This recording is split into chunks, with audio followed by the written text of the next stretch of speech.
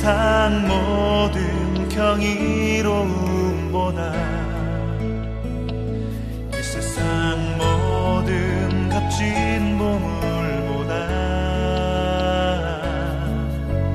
더욱 귀하신 나의 주님.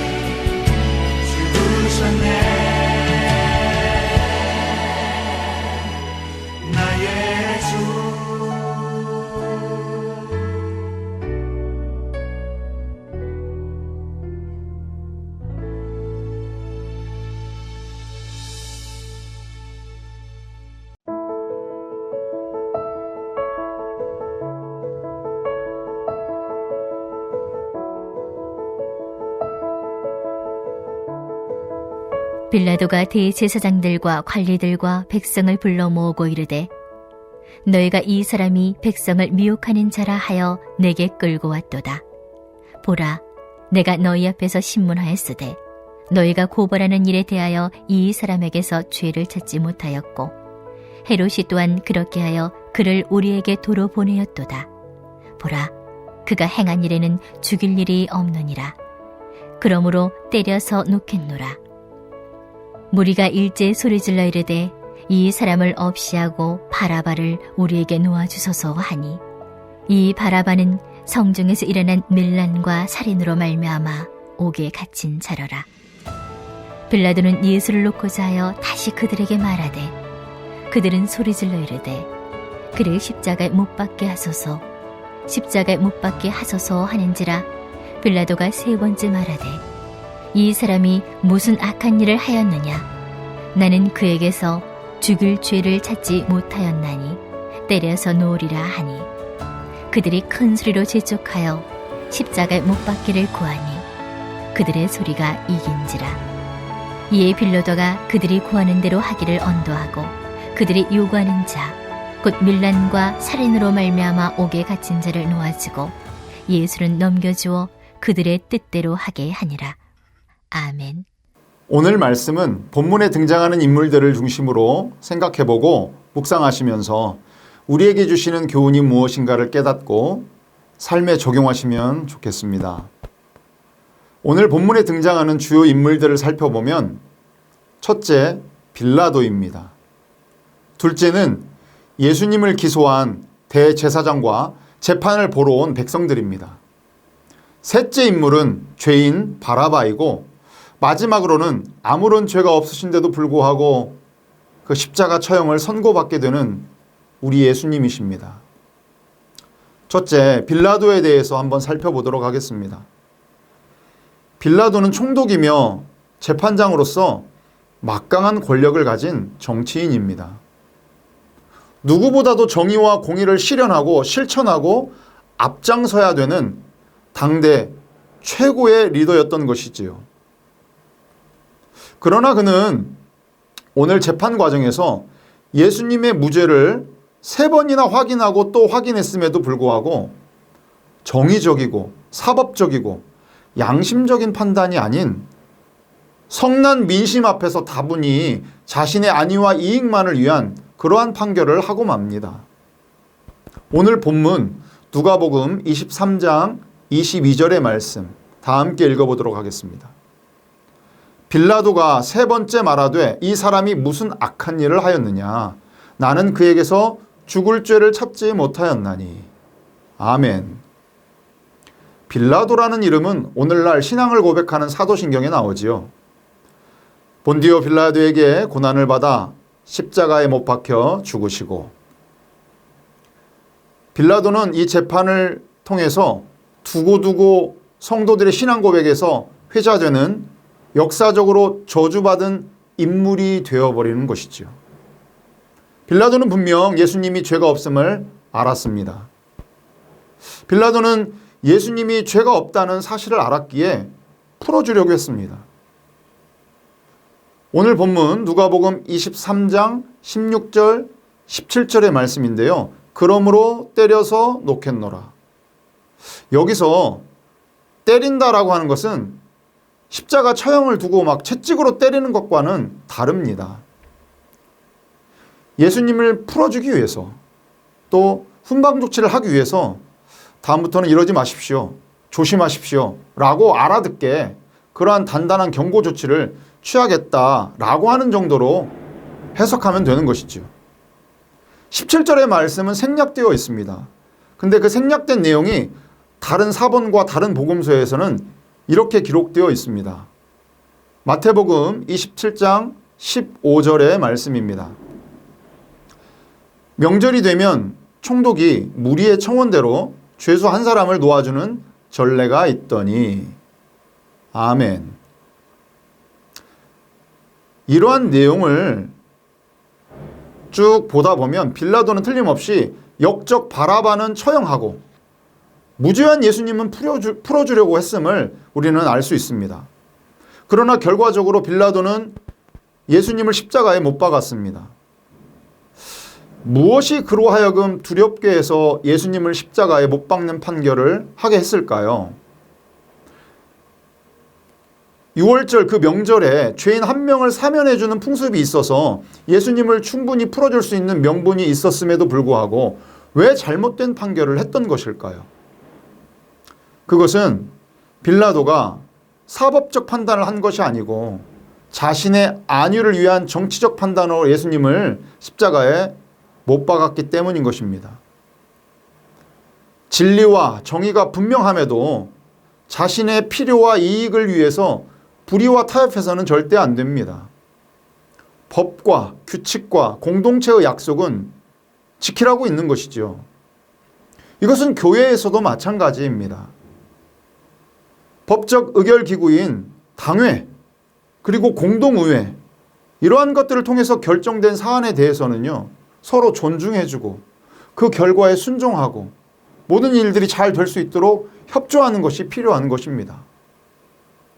사랑하는 성도님들, 세상에는 자신의 권리만 누리려고 하는 그리고 책임은 지지 않으려고 하는 비겁한 자들이 참 많이 있습니다.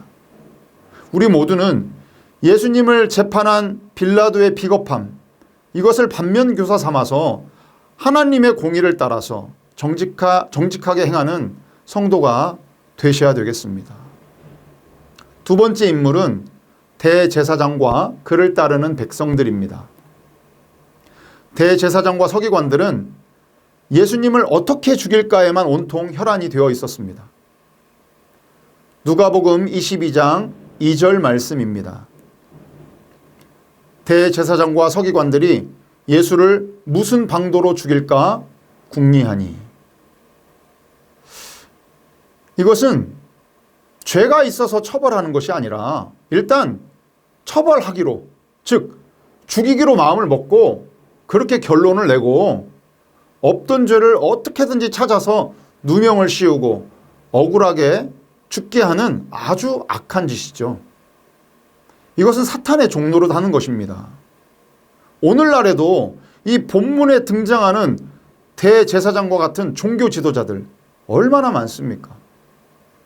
하나님의 나라를 위하는 것이 아니라 정치 권력과 결탁하여서 그들의 앞잡이가 되어서 국민들을 선동하고 이간질시키고 분열하게 만들고 자신들의 안위와 이익만을 추구하고 돈과 권력에 눈이 먼 지도자들이 얼마나 많습니까? 우리는 분별 없이 이러한 자들을 추종하거나 그들의 선동에 휘둘리는 어리석은 백성이 되지 말아야 할 것입니다. 예수님이 메시아, 구원자임을 알지 못하고 십자가에 못 박으려고 했던 백성들, 이 사람들은 어리석고 우매하고 불쌍한 자들입니다. 우리는 무엇이 사실이고 무엇이 진리이고 무엇이 우리를 살게 하는지를 분명히 알아야 합니다. 우리를 살게 하시는 분은 오직 길이요 진리요 생명 되신 예수님 한 분뿐이십니다. 잘 알지 못하고 가짜 뉴스에 속거나 또 군중 심리에 이끌려 다니면 안 될 것입니다. 오늘날에도 이단의 거짓 복음과 선동에 미혹되어 분별력을 잃어서는 절대 안 됩니다. 언젠가 그 청와대 청원 게시판에 억울함을 호소하고 학교 폭력과 집단 따돌림으로 힘들어한다고 그 가해자를 좀 처벌해달라고 하는 글이 올라왔었습니다. 그 내용을 보고 사람들이 막 격분했죠. 그리고 댓글을 막 달았어요. 당장 이 사람, 이 가해자 잡아서 혼내줘야 한다고. 세상에 이런 일이 있을 수 있냐고. 막 격분하고 처벌하는 거에 찬성한다고 동의하는 사람들이 며칠 만에 순식간에 10만 명에 다다를 정도로 흥분했었습니다. 그러나 나중에 알고 보니 그 내용이 조작된 내용이었던 것으로 밝혀지고 말았습니다. 가짜였던 것이죠. 여러분, 이렇게 세상에는 잘못된 가짜 뉴스로 사람들을 선동하고 그러한 사람들이 얼마나 많은지 모르겠습니다. 최근에 대선을 치르면서도 우리 보지 않았습니까? 서로 두 진영으로 나뉘어 가지고 사실관계는 확인하지 않고 상대방 후보가 저지른 일은 묻고 따지지도 않고 무조건 잘못. 같은 한 가지 사건으로 서로 상대방 잘못이라고 덮어 씌우고 없던 것도 막 조작하고 아닌 것도 기다고 하고 있는 것은 더 보태고 부풀리고 가짜 증인들을 만들고 내세우고 이러한 일들이 세상에는 너무 많습니다. 마치 거짓이 사실인 것처럼 휘둘려서 이용당하는 그 오늘 본문의 백성들과 같은 어리석은 자들이 얼마나 많습니까? 우리는 깨어 있어야 합니다. 오직 진리의 말씀으로만 무장하고 또 주님 주신 지혜로만 생각하고 판단할 수 있어야 됩니다. 세 번째 인물은 바라바입니다. 바라바는 죄인입니다. 이스라엘의 점령군인 로마를 상대로 반란을 일으키고 살인을 저지른 죄인입니다. 당시 형법에 의해서 밀란을 일으키고 살인을 한 바라바는 십자가 처형을 받았어야 되었습니다. 그러나 그는 죄에서 구원받고 대신 우리 예수 그리스도께서 십자가를 지시게 되는 것입니다. 어쩌면 이런 바라바의 모습은 오늘 우리의 모습과 똑같습니다. 사실 우리가 죄인이잖아요. 우리가 죽어야 하는데 예수님께서 우리를 대신해서 십자가에 달려 돌아가신 것이지요. 바라바가 석방되고 그 이후에 어떻게 살았는지 성경에서는 말하고 있지는 않습니다. 만약 그가 석방된 이후에 자신을 대신해서 십자가를 지신 분이 진짜 메시아, 참 그리스도였다는 이 복음을 듣고 예수님을 믿었다면 영원한 죄로부터의 해방인 구원을 얻었을 것입니다. 하지만 예전처럼 자신만을 의지하고 자신의 힘으로 세상을 변화시킬 수 있다라고만 생각하고 세상의 일에만 빠져 살았다고 한다면 그는 잠깐 감옥에서 죽음은 면할 수 있었겠지만 영원한 생명을 얻지는 못했을 것입니다. 사랑하는 우리 안디옥 교회 성도님들, 사실 우리는 바라바입니다. 우리가 바라바 같은 그런 존재였습니다. 우리의 힘을 의지하고 주님을 의지하지 않고 우리의 힘과 노력으로 내 뜻과 고집으로만 살았던 우리는 바라바 같은 그런 죄인입니다. 우리가 죽었어야 하는데 우리를 대신해서 주님께서 십자가에 달려 돌아가신 것입니다. 바라바는 세상을 바라봤지만 우리는 주님을 바라봐야 합니다. 주님을 바라봐. 아멘. 우리를 대신해서 십자가 지신 그 은혜와 사랑을 우리는 기억하며 감사함으로 우리를 구원하신 그 목적대로 그 사명을 잘 감당하며 오늘 하루를 살아내시기를 간절히 바랍니다.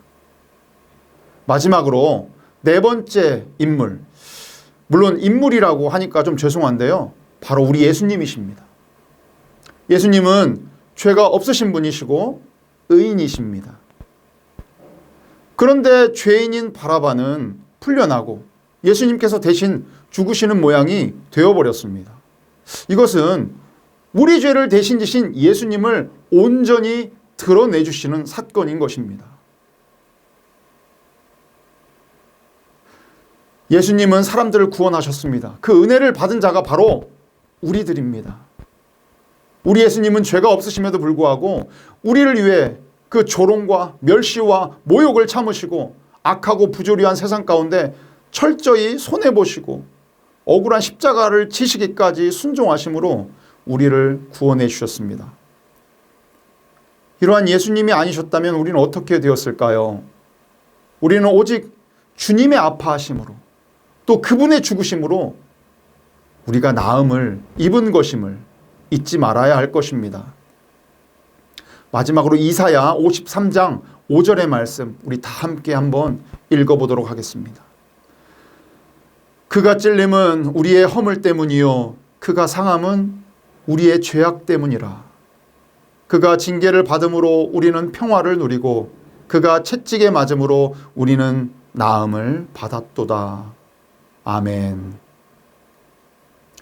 사랑하는 성도님들, 지금은 사순절 기간입니다. 오늘의 말씀을 묵상하고 죄인인 우리를 대신해서 돌아가신 그 예수님의 십자가 고난을 기억하고 묵상하며 하루하루 절제하고 육신의 일보다 진리의 말씀으로 하루를 채워가시기 바랍니다. 성경 일독을 점검하시고 지금부터라도, 아니 다만 몇 장이라도 주님의 말씀을 사모하며 읽고 묵상하며 기도하는 시간을 꼭 가지시기를 강권합니다. 이 시간 우리 기도하실 때 두 가지 기도 제목을 놓고 기도하겠습니다. 첫째, 하나님, 우리를 사랑하사 독생자 예수 그리스도를 보내주셔서 죄인된 우리를 대신하여 십자가를 지시고 죽기까지 우리를 사랑해 주시니 감사합니다. 우리도 그 받은 이 사랑 전하는 증인으로서의 삶을 살게 하옵소서. 이렇게 기도하겠습니다. 둘째, 하나님, 이번 주 주일은 우리 교회 창립 기념 주일이자 일꾼들을 세우는 임직식이 있는 주일입니다.